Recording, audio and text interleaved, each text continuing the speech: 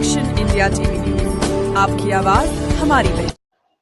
अवकाळी पाऊस व गारपिटामुळे झालेल्या नुकसानाची पंचनामे करावे, मारेगाव काँग्रेस कमिटीचे जिल्हाधिकाऱ्यांना निवेदन.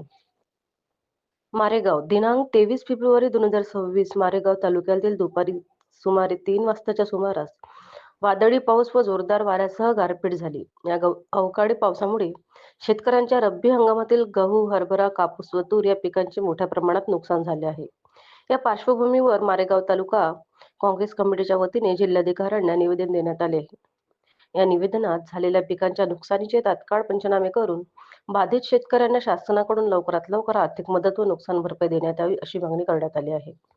अवकाळी पावसामुळे शेतकरी आर्थिक संकटात सापडला असून प्रशासनाने तातडीने दखल घेऊन मदतीचे कार्य करावे अशी अपेक्षा काँग्रेस पदाधिकाऱ्यांनी व्यक्त केली आहे.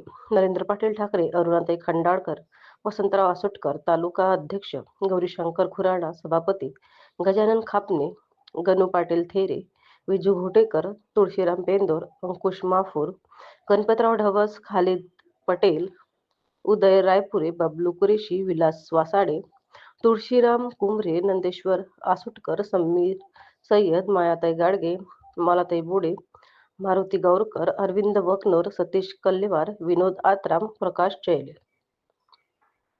सहसंपादक कुणाल पेंदुरसह मारेगाव तालुका प्रतिनिधी संतोष पेपराडे.